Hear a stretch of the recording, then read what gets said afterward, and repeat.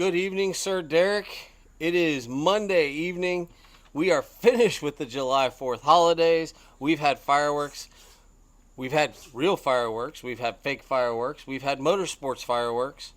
It is episode 18 of the Beyond the Curve, the MX podcast. We are at the poolside studio. We have battled rain. We've battled a few technical issues. We've battled exhaustion. That ain't battled yet. But we are here. We're going to talk about the Wick, Southwick, Massachusetts. That's really, well, there was some amateur racing going on in the state, but you were on a wonderful vacation, and I was at home recovering from testing. So we didn't get to go look at or watch or see any of the amateur, but we did watch the pro motocross from Southwick, Massachusetts. We're going to talk about that today. We're going to talk about it. So welcome to your own home. I know, it's a pleasure to be here, let me tell you. We will say the I4MX race this weekend was the last race at the original Spider. Yep. Did you notice? I wish I had a dump truck because they are going to collect some of that pulling that dirt topsoil, and taking it to 2.0. Yeah. Yep. So I heard the race was nice. Heard it went off well. Congratulations to the conclusion to one facility to the start of another. Yep. And the I4MX series rolls on. I think they're in Miami next. So talk about a state series. They were in Southwest Florida. They were in middle northern Florida, and now they're going to South Florida. Yep. So way to move on. But, man, I'm still excited after last week's episode with CJ Harris from Pax Track. That was a lot of fun to get someone on that actually owns a track, helps with series, runs camps, is kind of a dreamer in the business. I think that was really cool. But since there's not much to focus on the amateur side this week from our perspective, let's dive in and talk about the Wick, a historical track, historical race, now run by three historical dudes. Yep. And boy, did they prepare a beast this weekend. A gnarly track, as always. Yeah. Track's like the Dade City of the national circuit. Yeah. The dirt looks the same. I mean, honestly, it looks like Dade City.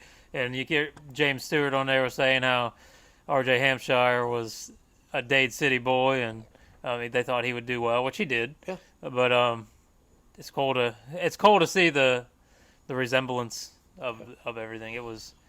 To me, it's definitely the Dade City of the series. And I guess before we dive into much of the racing, since you and I kind of enjoy the business side, the media side, that whole part of it, man, they had the first two motos live on NBC, so it's, calling all in. They had Will Christian, they had Jason Thomas, Ricky Carmichael, James Stewart, and Weege all there this weekend, all serving roles. And let me tell you, it's funny. Ricky Carmichael and James Stewart battled for years, and Ricky ended up being the GOAT. When James comes into studio and Ricky's there, Ricky steps up his game. I agree. He did better this weekend than he's done in a while. Yeah, and he just talks and talks and talks, So I think we have something coming there, but or there's a battle behind doors, or I don't know. What did you think about, since we're talking about the media side of it, Michelle and I laughed and laughed and laughed when they were asking James, like, what do you think Sexton's got? And that was a long, they carried that conversation on what Sexton should do. And he's like, dude, you just got to fold the front. Tuck the front. Tuck the just front. fall over. Just tuck the front. And it's like, I was coming to get you, but I tucked the front. And it's like, if I'm Sexton, do I laugh at that when I'm watching it again? Do I, how do, as a competitor, do I handle that? Because James meant it in jest, but they really did push that of, dude, right now, there's just nothing you can do. Like, yeah, you're not going to catch him. Tuck the front. Yeah, make it look good. Yeah. So. It was funny. I mean, that was hilarious. Yeah. James he's funny on air too. Like, he doesn't care. He does to a point. Yeah. On his podcast, he's much more vulgar than what he is on national television, where Ricky's not like that at all. No, Ricky is more polished. Straight. Yeah, it's straight. analysis, and there's no off-topic subjects Yeah. until you get him and Bubba together. Then Bubba kind of pushes it a little bit. But How about them talking about Chris Canning, who lives on property, and Ricky asking James, like, would you come back? And James like, hey, people ask me if I'd come back, and you know what? If we held a race on at the Kokomo, compound, and I told Michelle, I'm like, sell 12,000 tickets, bus us in, park us down at the end of the street, bus us in, let us watch. mm-hmm. There are big time pros that have said, dude, the jumps on that track are gnarly. They are ridiculous. Let's watch them race. Let's have a national. Hey, let's have a national. There's some changes coming. Let's have a national there. Yeah. And if that pulls James out of the cupboard instead of in this podcast, Just puts to him watch on a him bike. ride. Yeah, like do the anniversary We laps. will squeak our way in that door. Yeah. One way, or I'll knock on the gates. But can you imagine? I mean, that was. Yes, the door's closed. He's never writing again. He's a great analyst. He's actually becoming a very good analyst. His podcast is good. He's becoming more and more thoughtful in his speech during a broadcast, still being James. Yeah. But he's becoming more and more thoughtful in his speech. But yes, as a motocross fan from Polk County, with the mecca of motocross right there in his backyard, of course I'd love to go watch a race there. Yeah. I didn't have any part to do with it Oh my goodness in gracious. general, but to see him ride a bike Yeah. again, he's not going to be what he was, but he's not going to. No. He's He- not going to disappoint. He still knows that track like the Yeah. back of his hand. That's what he said. That's my stomping grounds. Of course, I'll go out and race, but he still rides it. Yeah. Somewhere in his heart, he still goes out there and rides it. Well, He his says kids- he doesn't. One of his kids is riding some, Yeah. and he's not obviously sick of hearing the bikes anymore because that's where he does his podcast from. Mm-hmm. He drives from Orlando to Haines City to do his podcast.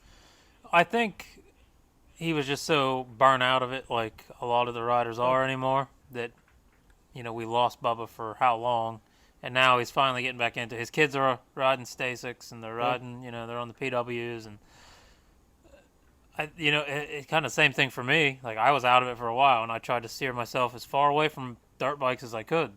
But I mean, that's your only way to like get away from it. Mm-hmm. In other words, you want to be on a bike. You want to. Yeah. So I think he probably did the exact same thing. And now that his kids are in it, he can almost do the same thing. I hear that noise that Brand was talking about. We may have a frog as a in-studio guest tonight.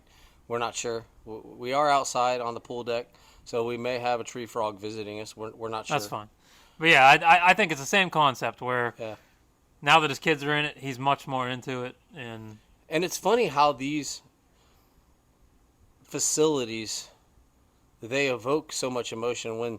When Star purchased the goat farm and Ricky went back and they did that piece on the goat farm, how much emotion that evoked for Ricky. And then listening to James talk about Kokomo Road and that place, and those places shaped them. yeah, And yes, they are torturous, but they also realize they are who they are because of those places. but it goes back to last week where they talked about HBI, and I mean they talked about him again this week. We've got Time Masterful, but it's so awesome to me to sit at home and hear about home Yeah. when they're in Massachusetts, Yeah. Because to us, everything they're saying, Kokomo, which is Kokomo Road, which is where the Stewart compound is, it's 15 minutes from here. Like, that's home to us. We're hearing home on the TV. It's awesome, and I would put big money on going to a race there. Oof, like, man. mark my words. Let's make it happen because I will go up there in a heartbeat. It would be awesome, and it.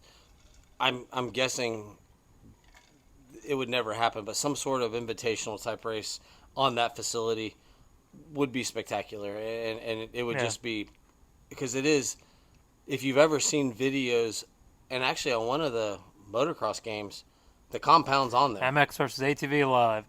Yeah. A couple of my buddies and I, we pre-ordered that game so we could get the Stewart compound when we were younger. Yep. I mean, Yep. it's that famous. Yeah. It's that famous. But, man, congratulations. Speaking of HBI, congratulations to the team. Hardy Munoz had a little rough go of it. Meshi seemed to have a little rough go of it. But guess what? Masterpool, 7th and 10th. They had a rough go on the way home too. Yeah, they couldn't catch flight. Yeah, flights got canceled. They ended up renting a car to drive from Massachusetts back to Florida. That's not a short drive. No, that's a miserable drive. Yeah. But they did it. Oh, and you hear the thunder in the background. Garth Brooks is playing in Lake Wilson. Yeah. Thunder rolling here. So, but no, congratulations. Another outstanding bike problem. Turning around and a week later on probably the hardest track for a bike. We saw Hunter Lawrence. Factory Honda doesn't have problems with their bikes. Smoked it, yeah. Yep. And so congratulations to HBI on another successful weekend. They had multiple guys in the main events, the motos. So congratulations, getting those points in the top 20 is the goal, but they're there. Yep. The little team that could. They're honestly, Mario Goslin racing this weekend. They raced in Atlanta in the Xfinity Series, put one in the top 10, and then the second car in the top 20. Like the little teams that could here in Polk County are pounding it out, whether it's in NASCAR or motocross. Yep. So congratulations. So let's dive into the Wick. I mean, it's brutal. It's sand. It does have a hard base according to everybody that you talk to, but it is sandy. It's so hard for me to wrap my head around. Because it looks like sand. Yeah. Dade City, I can't find anything hard on that track, and it looks. I can't stress it enough how much they look identical. Yeah. In the the soil consistencies, but it was a gnarly track. Everybody was exhausted, as always, as they should be. Adam Cianciarulo passed out. Yeah, he barely finished. If you watched the end of the second moto, he's not racing. He's surviving. Oh no, he was holding on for dear life. Yeah. And he ended up passing out, apologizing to his mother for passing out. Making it to the end. There was a battle. It was Freddie Noren against some other guy. I can't even pronounce his name. And they were battling. It looked like me trail riding. And they were battling. Yeah. And they were going tooth and nail trying to take a spot. But Freddie Noren is sitting down like, okay, man, I'm gonna pass you here. I'll wait. You notice a lot of the guys. It's just a lot of sitting. Yeah. And Jason Anderson was a big one. He's coming off injury, Mm-hmm. and you could tell that boy was hurting. And Ricky and Bubba both said that track is brutal on your back. Well, James kept talking about potholes, and I guess the way I equate it is so they would come off these jumps, and where they had been landing, that just kept digging out upon acceleration. Out. So when they'd come in and they'd hit those, basically it's just that divot, so the ground looks like this, and then when they keep landing, by the end the ground looks like this. Yeah. So they're basically like, if they landed before that, they're basically hitting another jump. And Dade does the exact same thing. Yeah. And that's amateurs, but you'll come down off some of them jumps, and by the time the track's rutted up, it's almost like you're going to send yourself off a single. And you better be on the gas. Yeah. Because otherwise the front end's just tucking. It's washing it. Yeah. Soak the whole thing in. But no, the racing was good. Yes, we have winners, but first Moto 250, hey, we're cruising. Everything looks good. And then all of a sudden, we have a smoking bike. Yeah. And then a bike slammed on the ground and a rider walking off. Yeah, and people, there were a few people critiquing that he left the bike there. Well, the bike was obviously locked up because he's sitting on it and he's not trying to move. Yeah, he's a rider of that bike. It's not his bike.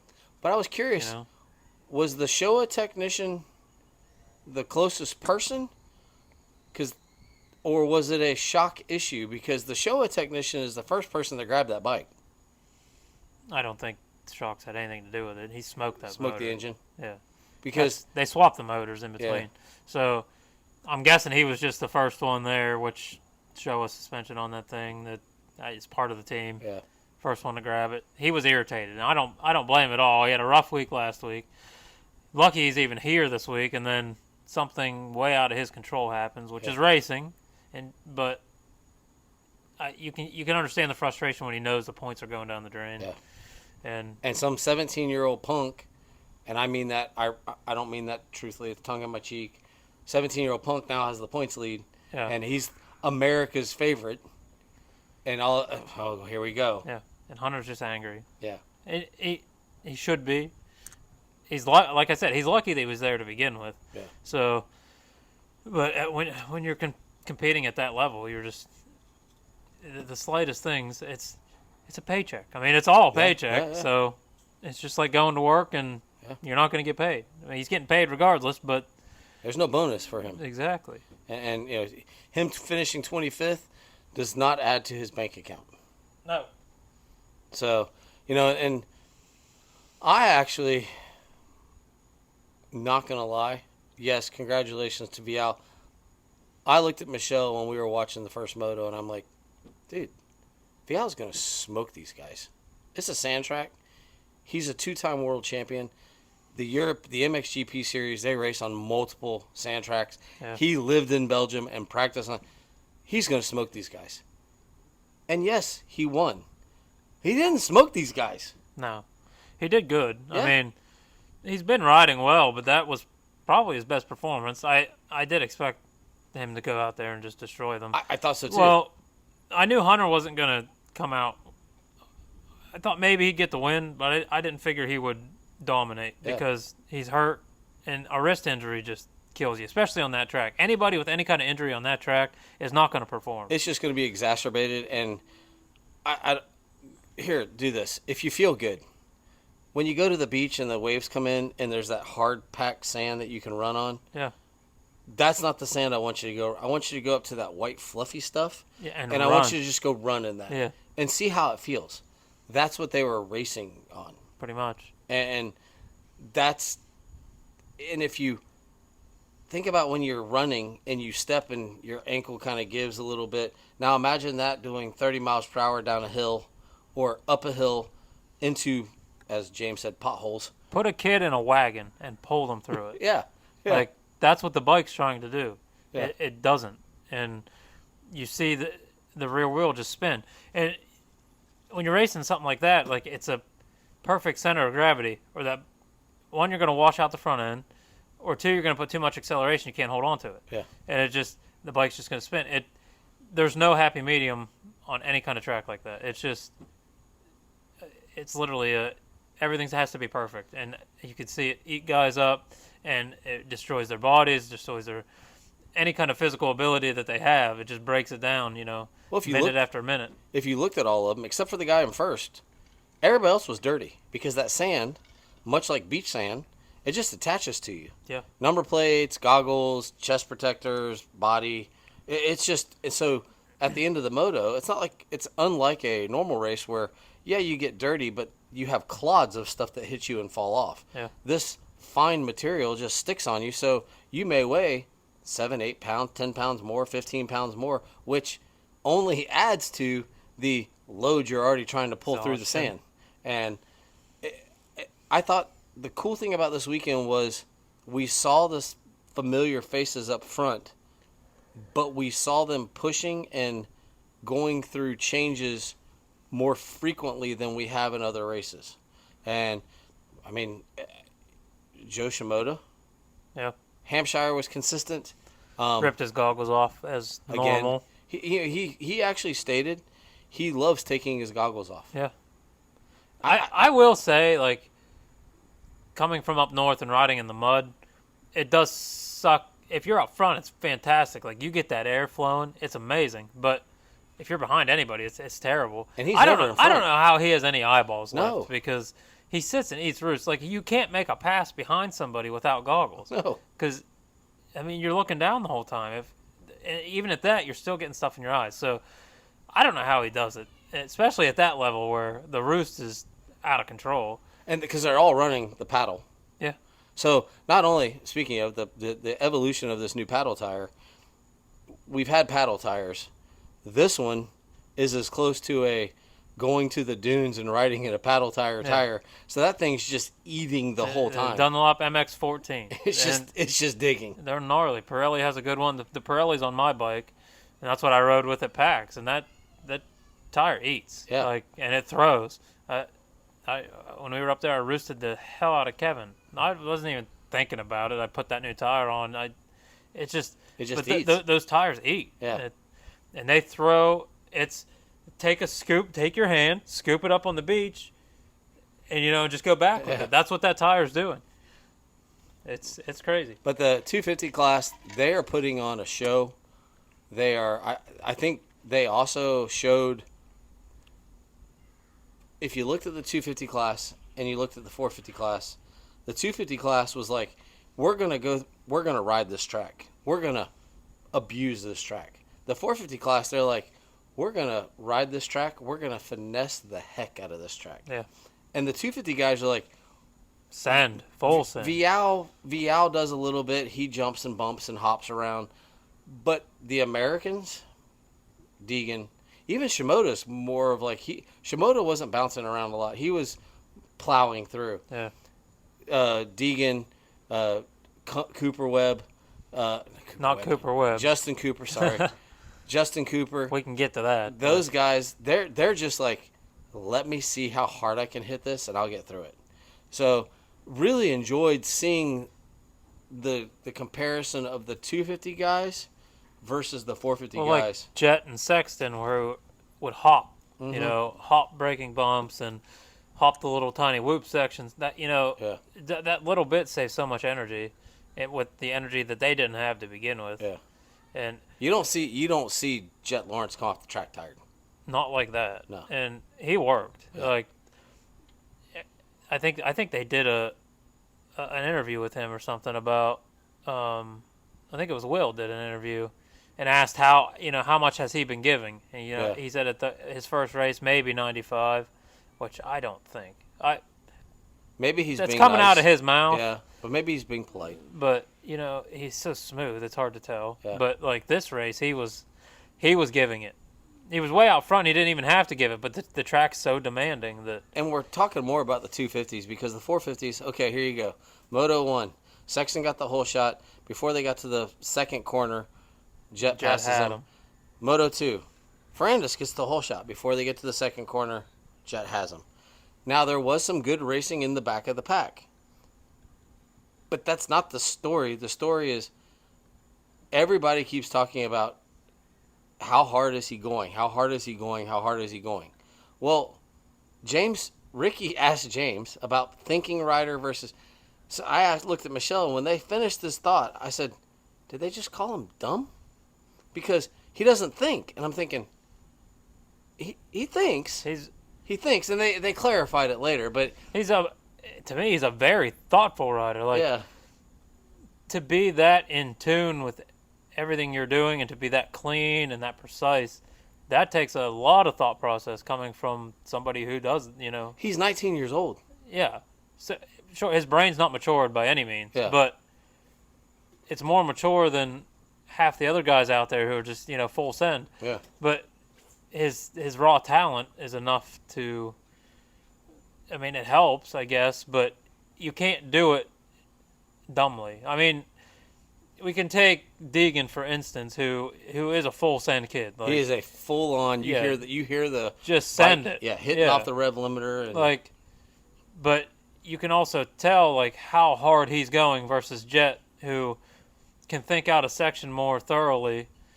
They're around the same age, so if you want to play, put age into it, it's just it's riding style, but there's also the mentality part of it where Jet could go full send. We've seen it time and time again in Supercross where he goes down and he comes back from the back of the pack and still wins.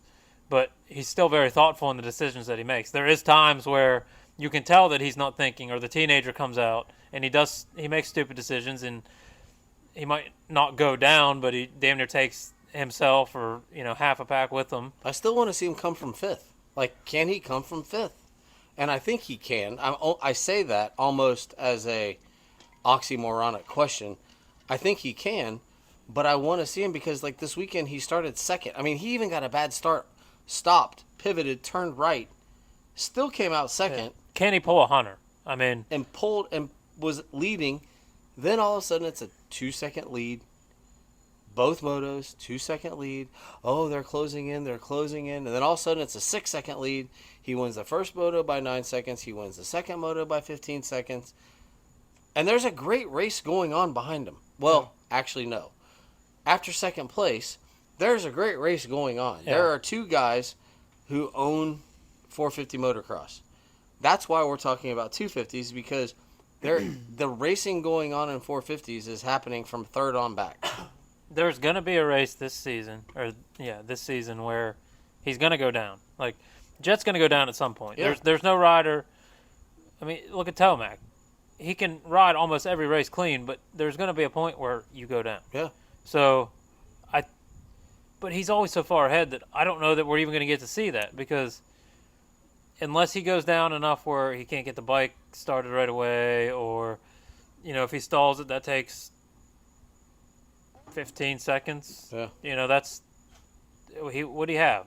12-second lead on Yeah. Sexton but that's only one rider. So everybody else is 30 seconds behind, and unless he goes down hard, there's not going to be an opportunity to see him, third, fourth, fifth, pass him. It's funny, in the last lap, I always watch, like, he was looking behind him on the last lap. He's jumping into berms, accelerating, jumping into corners, accelerating, cruising on the last lap. And he gained 2 seconds. I seen a picture today, mind-blowing, of Jet taking a full rut with his front wheel off the ground. Whole way around it. Never put the front wheel down. Like, that's mind-blowing. Yeah. Like, a bike shouldn't go around a turn without the front, you know? But it shows how talented he is, that he can take a full rut in the sand with the front tire off the ground and pull the whole turn. But it's fun to watch, and I do not want to take away from the 450 guys that are plowing away. I mean, honestly, Aaron Plessinger, we didn't even hear about him yesterday. We heard a couple things about him. He's just riding all by himself. Mm-hmm. And then you got Masterpool, who is battling Phil Nicoletti. Guy's been hurt, and he is running in the top 10. What about at the end of the race, the battle of Boutron and who was the other guy? They were full on. They were catching Cianciarulla, who was a wounded duck. He literally had heat exhaustion. He was fighting back and forth with Marchbanks, wasn't he? Marchbanks, Yeah. yes. And there is some good racing going on, and I'm going to commend NBC. They're showing it. Yeah. Well, that's where the racing's at. I mean, to keep guys like us that watch the whole thing for different reasons than the average fan. Like, we're a fan, but we care about the entirety of it, where the average fan wants to watch racing. So if you don't have racing on TV while racing's going on, then they're going to lose. But they're showing it, and there's some good battles going on. And it's funny. It's kind of ironic. They're going from Southwick, the sandiest track, which Redbud was a very sandy base, Southwick to Millville, which I think is the second sandiest track, and some will say it's the best track on the circuit. Yeah. This weekend, and then we get a week off, I'm guessing, before Washougal. I can't remember how the schedule goes, but we go from these sandy tracks, like 3 in a row, sandy, super sandy, to Washougal, Washington, where it is like you might as well ride on snot on concrete. Yeah. And that's what makes this series so cool. And there's people are saying next week Jet's going to dominate at Millville. The test is going to be if he makes it through Washougal, it's over. Yeah. And it's like, dude, that's crazy to think that we could be looking at a 19-year-old. I mean, he's perfect right now. That perfection. James and Ricky both talked about that this weekend, which I thought was good, them diving in. Ricky did not feel it until the end. James started feeling the pressure. I think Southwick, he said he was nervous because it was the second to last race of the season when he got his. But they talked about that perfection and how it's so hard to. It's out of your control. Like, yes, I can go win, but Hunter, the bike breaks. Yeah, you don't know what's going to happen. But like with Jet, he's going to have so much of a gap that it doesn't matter. So if something like that was to happen, it'd be cool to see him run an undefeated season. Yeah. And his rookie season. But like they were saying, and it's generational. There's going to be somebody else that comes behind him that is just as good. So what's he changing? Because we talk about these generationals. We talked about, I think we talked about it, touched on it last week. You had McGrath. We'll stay modern. McGrath, he changed the way people jumped. Yeah. They stayed lower. Ricky changed the fitness. Yep. Like, to what the fitness is now, where it's just train. Bubba started the scrubbing. And then, but like with Jet, I don't want to say it's just Jet, but I mean, he's going to be the poster child. He's the pinnacle of what's going on right now. Because if you really think about it, some of that standing up, Eli Tomac has been doing the standing up thing for a long time. Yeah, and Tomac's one of those generationals too, where he's up in those standings of 5 different guys. Yeah. I mean, but if you think about that, since they've been racing, what, in the 60s? Yeah. Ish. We can only put 5 guys up in that board. Yeah. Tomac's in there. Jet's for sure going to be there, unless something catastrophic happens. Mm-hmm. But with the standing up, I think like the fine finesse that you see from them, and still going fast, isn't what you used to see. Like, so Tomac had the Bubba, standing up, but he was bulldogging. Yeah, where like Bubba threw the bike all over the place, and himself, yes. But like those guys would. To me, they didn't have the finesse that they do now. Like it's like riding's pretty, Yeah.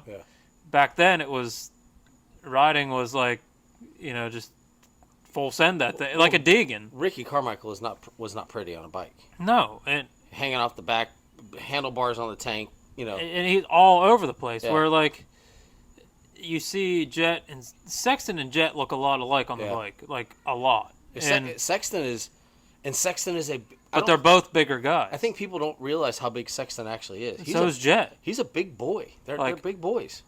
Not fat. I don't know if I could put in, like, I have a picture beside myself with Jet at Dade City. And Jet's over top of me. I'm 5'8". Yeah. So, like, it used to be the smaller guys, like, Bubba's very small. Yeah. Ricky's very small. Like, the smaller guys were the ones that were dominant. Yeah. And it's almost like that's changing, you know? You look at Tomac is a bigger guy. Yeah. Sexton's a bigger guy. Jet's a bigger guy. Aaron Plessinger's a bigger guy. Yeah, and they're like the more dominant ones. So you think what has changed that has now allowed the bigger guys to be more dominant? Because it used to be the smaller guys. I'm kind of wondering, because it's something I've had to learn from the 2-stroke days where you wanted, excuse the French, you wanted your nuts on the gas cap. They're not doing that much anymore. No, now they got to be centered. Like, they're centered or off the back. If you look at Sexton, if he's too far forward, he throws the bike out from underneath himself. And they're over the top, but they're over the top with their head, not their weight is centered. Yeah. And could it just be how the bikes have developed aerodynamically? And I mean, because they used to be big, heavy lugs. Yeah. Now they're light, aerodynamic. Everything is suspension's tuned by numbers. Yeah. Everything's run off computers. So to me, I think it's the rider, like Jet's gonna give his riding style to the future, but I think the bikes play a big part in it too, because the way they ride is technology. Like, well, if you take, not to bore people, but if you go to car racing, everybody wants to compare this driver back in the day. Well, back in the day, they drove the car what they had. Yeah. Now, there's an engineer that's telling the driver, I need you to do 82% throttle through this corner, 95% brake in this corner, accelerate here. And the driver is then required to hit those numbers and drive at that level. And those are the drivers that are amazing, because you and I can hop in that car, and I can tell you right now, we're going 97% brake because I'm not looking at that corner and turning. These guys are doing this now. They're riding the bikes, kind of like car racers are racing cars to the number. They're riding the bike to those numbers. And I think that's the point I was going to get to is it's like these bikes have developed the riders now, and now the riders are riding like back then they didn't have any of that. Yeah. So they still do minor adjustments to the bikes that work for the rider, but now it's like the riders, the bike's set for the rider, but I don't know how to explain it to, like, I can wrap my head around it, but like what they're bringing in is probably, I don't even know how to explain it. Honestly, I don't know how to explain it, because But it's not even just the factory bike, because when you look at a guy like a Ty it's Masterpool, all of them. Like, who's Canning. Canning is not on a factory bike. I know that's his home track, but the guy still has to be good enough to finish in the top 10 at a pro national. yeah, He's riding a stock bike with maybe some suspension work done on it, maybe a little motor work. Probably not. The bikes have been manufactured to a point that this is what you can do. Yeah. If you can ride it like Jet, this is what you can do. But that, all these developments have stemmed from the research of Yeah. what they figure out with the pro guys on them. So we got to make it rideable for the amateurs, but we can bring some of that data into the new bikes, and they'll change air boxes 3 degrees just to get 2 more horse, but that comes from somebody. Yeah. And that somebody is those guys that are out there showing this new riding style. But that's kind of what I was getting at. Like, these bikes are almost developed for the rider. Now, like, they ride pretty, and that's the rider by all means. But I think the bike's playing a big part in that. The thing I've noticed, a huge thing for me, and since we've started this, by the way, congratulations. We're 18 weeks straight without missing a week on podcast. I think that's just awesome. 2 guys sitting by a pool doing a podcast, 18 straight weeks. The thing I've noticed that just catches my eye is how far into a corner they are now standing up before they sit and accelerate. So they're carrying so much speed into If they corners. even sit down. If they even sit down. And that's a big. And then they sit for traction and then immediately stand up. Yeah. And it's like, wow. And I think that's a big new riding style change, Yeah. because they said, what's he bringing in? And I think that's a big part of it. Yeah, Eli does it, but he's not in that generation, but he is, because he's still racing. So you can guarantee that he didn't do that at the beginning of his career. No. So it's all developed, and these guys, maybe they have built off of Tomac too, and then they refine it to their standards. Yep. And then pretty soon it just all starts evolving. I think over the next few years you'll see all these guys that start looking prettier on a bike, and I'm sure there's going to be, at some point, there's going to be a word for how they ride, like the Bubba Scrub, or there's going to be some kind of word for. Can we just call it elegance and be done with it? Yeah. Because it's actually beautiful to watch. And what's funny is he's not with us. He's doing the World Supercross, and congratulations on winning the first round of the World Supercross. But Roxon, because he was riding with Jet and Hunter, he started seeing them, and he watched Tomac. He started not putting his leg out as much. Yeah. And he started standing up more. And he was already a smooth rider. And he's like, hey, there's something to this. They're keeping more weight back here versus throwing more weight forward. So if you really pay attention, they're not throwing legs out much anymore. It's more throttle control at this point. Yep. They hardly even hit the brakes either. Yeah. I mean, if you could watch that one, the one turn at Southwick where they would come down and you could see the braking bumps and the tire's not locked up at all. And as soon as they hit that hump, it'd lock up and then it'd start spinning. They showed it over and over again. Yeah. But you can watch the amateurs. Like, to me, the amateurs still ride. Obviously, they're learning to ride, but the faster amateurs are still like in try to do the Bubba riding style, the full send riding style, or the Deegan riding style, But there's a lot more braking. Like, you'll see the wheels locked up for longer, where these faster guys aren't doing that. Yeah. It's all throttle control, less braking. If you want to know how the riding styles change, go look at what Star Yamaha's doing with their 250 riders, putting them on 450s, taking off the front brake and the clutch. Yeah. Here, go ride this 450, slam it into gear, and go around the track because you don't need the front brake. You don't need to be using the clutch. And go see how fast you can go. They don't even have. There's no clutch whatsoever. Like there's no handles, There's nothing. It looks like a flat track bike. Yeah. It looks like a flat track bike, and that's what they're. Hey guys, go learn this because that is the new style. Yeah. They're easy on clutches. They're easy on brakes. Yep. It's all throttle, Which is not Deegan style right now. No, but like these bikes have so much engine braking. Yeah. And obviously, I'm sure these factory bikes they have that like down pat where a stock bike the engine braking's already pretty solid, but you can. That's also where the technology comes in because you can tune that all. Yeah. It's like I've tuned mine out exactly like you can add it, you can take it away.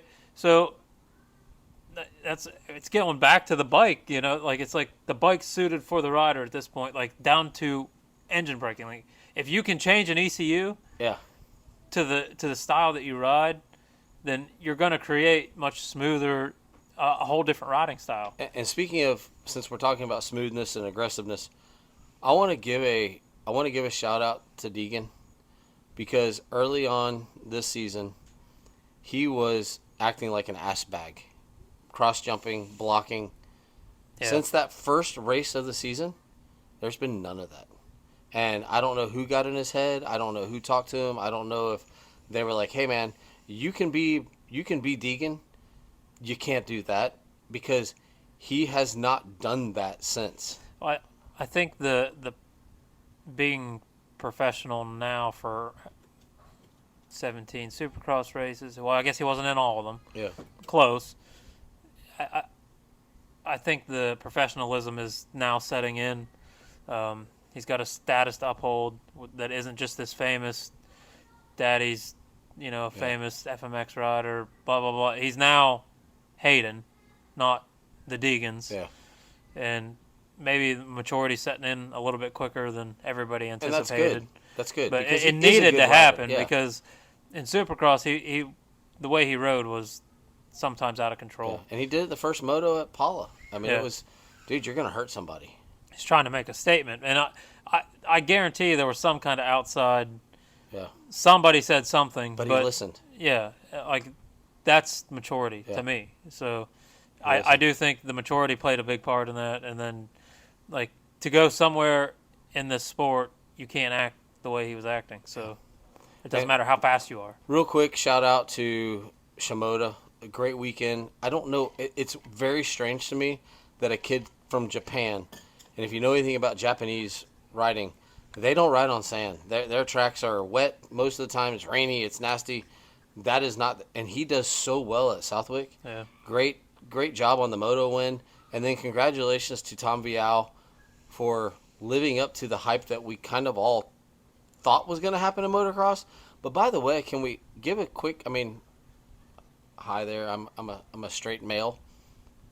He has the cutest baby face. For a kid that's like 23 years old, he looks like he's like 17. And I'm like, wait, he's 23. Like he's got like, and he's working with Marv? Yeah. Like, is Marv now a super trainer? I didn't know. Like, that was a shock to me when I seen that because you don't hear anything about that. It doesn't surprise me coming from the same place, but I honestly had no idea. So, is he done? We don't know. I mean, the rumor was at one point he was going to ride before the Cooper story, which we'll get into. Before Cooper wasn't going to run outdoors at all, there was a story that Marv was going to run outdoors. Yeah. Because he had been riding. But obviously that didn't happen. So is Marv now just done and he's taking over for Villeman? Like, basically he's going to become the new French super coach? Yeah. I don't know. I mean, something's going to come in the future. But Bial's interviews... Please, if you learn anything, please don't learn Marv's interview technique because your interviews are pretty good. Ferrandis' interviews are still a little bit Marvish, but Vial's okay. But I will say I was a little disappointed in the crowd. They were so quiet during Vial's celebration. It's like, dude, the guy won. Like he hasn't been a dick to anybody. He's a nice French guy. Like he's not. Well, that's where. When I say about like us watching the races versus the average fan, like there's fans of the top guys, there's no fans of the in betweens. Yeah. Or the back of the pack where we tend to like them all equally. just because that's what we do. You know, we analyze it all. But I'm a fan of motocross, not a fan of the riders. Yeah. It's just how it works. But yeah, when you go to races like that, it's most of the people are there buying Sexton shirts or buying Deegan shirts or buying Lawrence shirts, or it's like most of them don't even know these other people. Yeah. And that's when you're watching this fan base at the podiums, that's what it is. And everybody just wants to have Deegan on the podium. I mean, Yeah. I hate to say that, but they want Deegan on the podium. Yeah. And Vial's good, man. He's good. He's a good rider. Yeah, and I will tell you, going into Millville next week, I give him another good shot because that's a sandy-based track. And Yeah. Well, I think he's going to take away from what happened at Southwick and probably work on some endurance stuff. I would imagine, because he needed it. But yeah, I think next week will be a good week for him. Yeah. But overall, it's a good weekend. I mean, Southwick was just brutal. You and I talked about it off camera and off tape.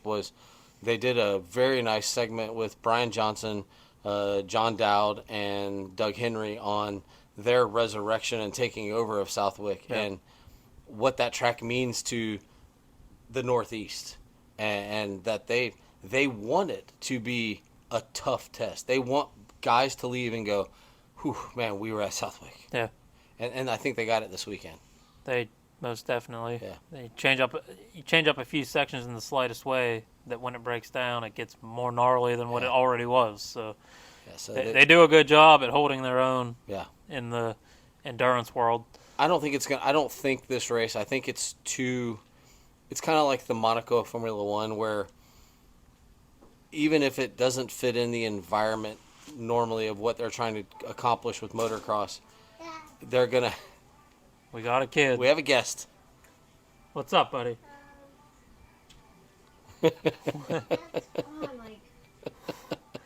Guest appearance. He's gonna hang out by the pole. But I think it is. I think it's very much like the Monaco, where it doesn't necessarily.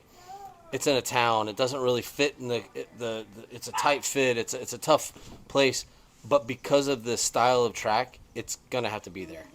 It's gonna have to be there. So it's not a red bud. No, but no. They can't do away with it. We have a guest appearance, the Towhead, Lake, joining us. The pinnacle of Moto Mums himself. But no, I think overall a great weekend, good crowd, great crowd. I actually want to go up there because it reminds me of Lime Rock Park, which is a track in the middle of a state park in Connecticut, and they don't race on Sunday. They're only allowed to race on Saturday because it's a state park. And it's one of those tracks that's not in the middle of nowhere. No, you go through a city. It's like Dade City that is literally in the middle of Dade City. Mm-hmm. And most of these tracks that are in the middle of nowhere are the ones that they're not surviving, at least in this Florida areas. But it's mind-blowing to me how it's usually the noise ordinances and all that stuff that shut these tracks down, and it's one of the best-known tracks. And this land is owned by the American Legion, and they lease it out, and it's been going. I think I can't remember what year it was, but they've been going, and it's just cool. It's just cool. And next weekend we're going to another family track, the Martin family, Jeremy and Alex Martin. They're going to their family's track, Millville, in Minnesota. So the journey continues. But, that was it. Like you said, there was a race at Spider this weekend.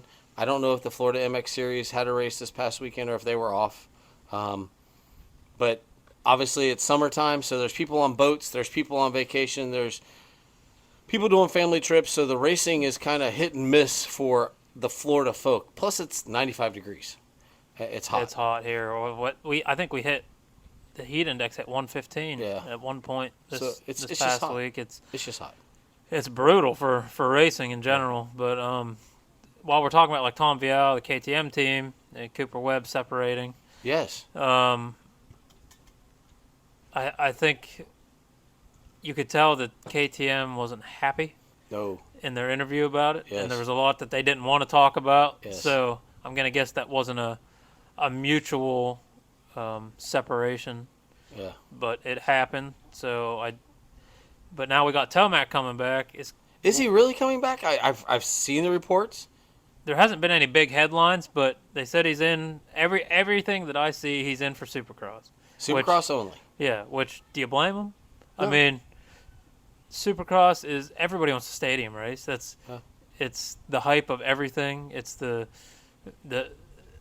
the hard book cover of our whole sport, but I think he wants to get that one last.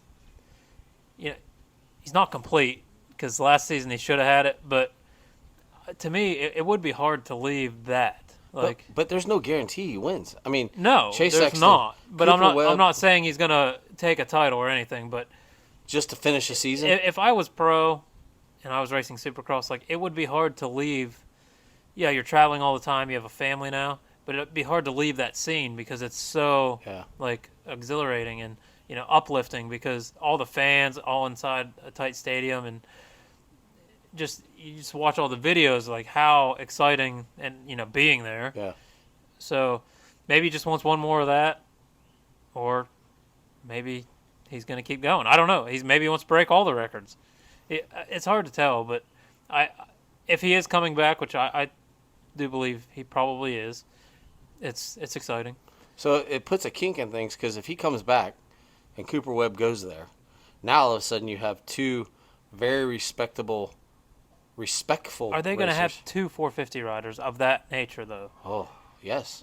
I mean, where's Cooper going to go? He's going somewhere. Yeah. So he's going there. And then... Has Star ever had two... No.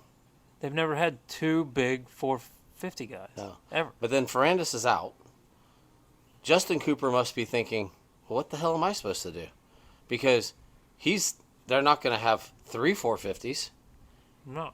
And Ferrandis is out. And you hear that Jason Anderson is out. I've heard rumors that Ferrandis is going to Europe. I've heard rumors that Ferrandis is going to retire. There's rumors that KTM wants Aaron Plessinger to go to GNCC. It's like, is anybody going to have a team?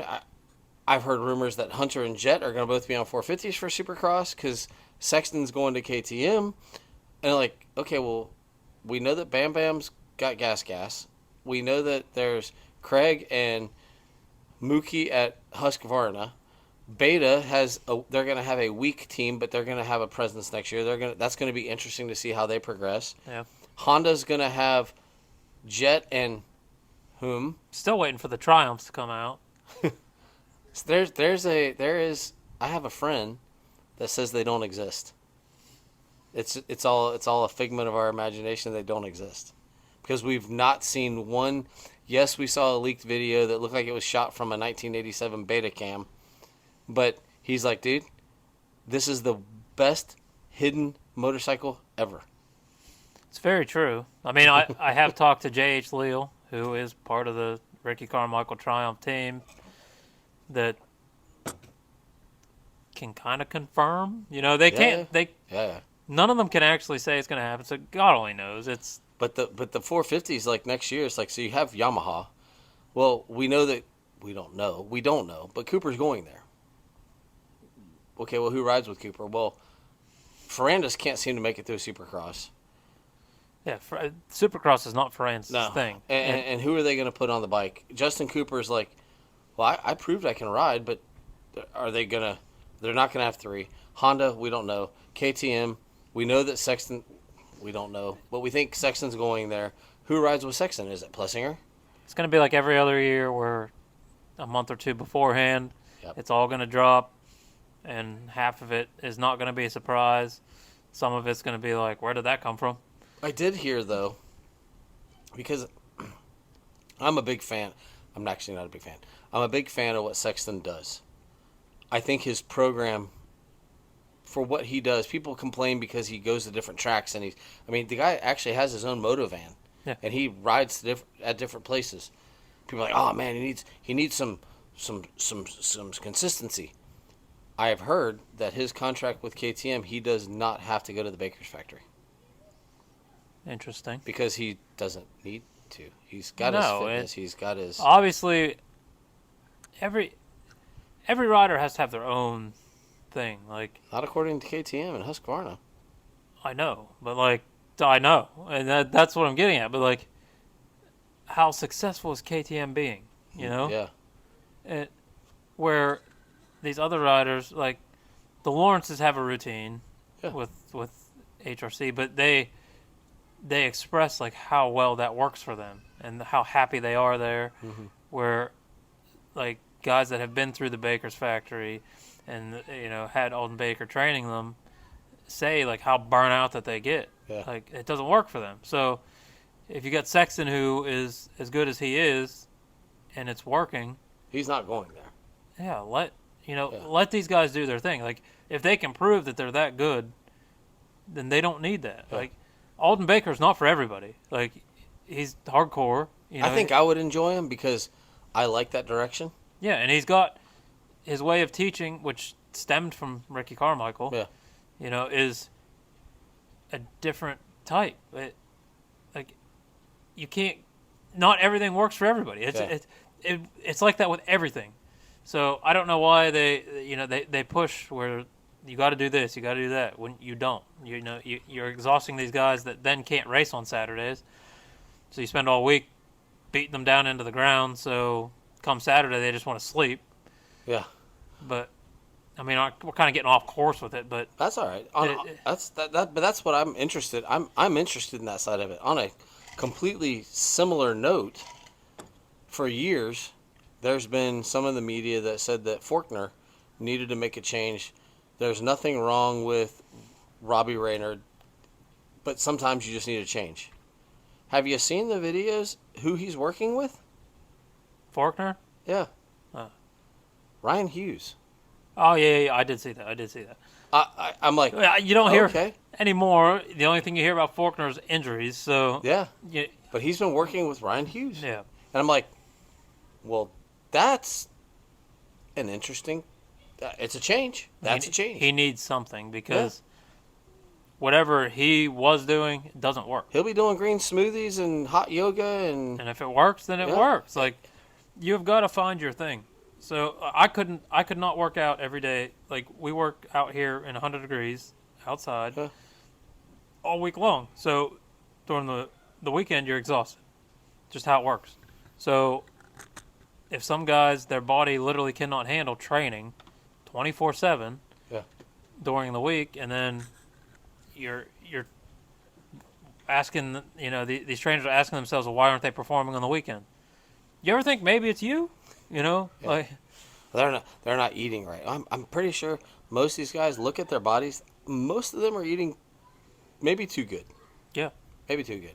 So no, it's an interesting dynamic. We're getting towards the backside. I guess after the first moto, we were halfway through the season. Yeah. So we're over halfway through now, and it's gonna be interesting to see how this all pans out. I know that there's a week, I cannot remember when, but there's a week coming up that they're off because then there's going to be another one because of Loretta's. Yeah. You and I will have to do some research on Loretta's to cover any Florida guys that go up and do well. Yeah, we will. And that's in August, but So we'll have next week. We're racing this weekend. Yes, you got Dade City this weekend. We got Dade City this weekend. The following week we are gone in Pennsylvania. Okay. And then there'll be lots of racing after that. So yeah, after this last little vacation, hopefully I am hoping, speaking of the nutrition and everything, we talked a little bit last week, but I'd like to have Ashley Harris on. She is a full-blown moto trainer that was at the Pax Trax camp, so hopefully we can get her on, and she can give us some insight on the MX training side of this stuff, because that's something you don't get a lot of on. And how do you learn what you and I need? Yeah. We may need to train differently. And that's questions that I can't answer. Yeah. Like, we know that, but there's people that do this professionally that can give the different insights on all of it. So I think we do have a couple other really good guests lined up in the near future. So in the next few weeks, I think should be pretty exciting. Very cool. After we get these vacations and this next week and then this last vacation out of the way, and exhausting vacation, family, wedding reception. So next week we'll cover Dade City and Millville, and the following week we may have. It's gonna be a little different. We may have no racing. I'll do a solo episode, or there'll be something. Maybe I can go cover a race or something and do a quick episode. But if you're home, we're here. But You have family obligations. You got to take care of those. It might be 3 weeks, to be honest with you. We're up there the 29th. Well, this weekend, the 17th No, is so next, we will have 2 more weeks where... He'll be around. Yeah, it'll be the last week of Yeah. June because we're actually missing a race, so Oh, there will okay. be no race talk or Okay. anything for us. But like I said, we try to get some of these surprise guests on here and Very cool. have some good talks. Well, and also anybody that's been on with us, if they want to come back, update us, talk to what's going on. We love to hear it. We appreciate that. But anything else is good for the cause? August 12th and 13th. Dade City Motocross? Yeah, we are sponsoring FCA, MX. Come see us. Yep, we're going to be there. We'll be walking around, hanging out, watching the racing, sweating. I might try and get some swag for the FCA ministry thing and see if we can maybe do a couple giveaways or something like that. Cool. Just something fun. Be a fun morning and then a fun day racing. So, yeah, come and see us, hang out, say hi. Maybe you can be the next guest. Very cool. We'll be there. Well, this was episode 18 of the Beyond the Curve, the MX podcast. We covered Southwick. We're just getting the sand out of our shoes right now. And we will talk about Millville and Dade City Motocross next week. I am Trey Heath with Michelle and Trey Real Estate. That is Derek Schaefer with DB Custom Fabrication and Handyman Services. And we are the Beyond the Curve podcast. We will talk to you next week. Bye-bye.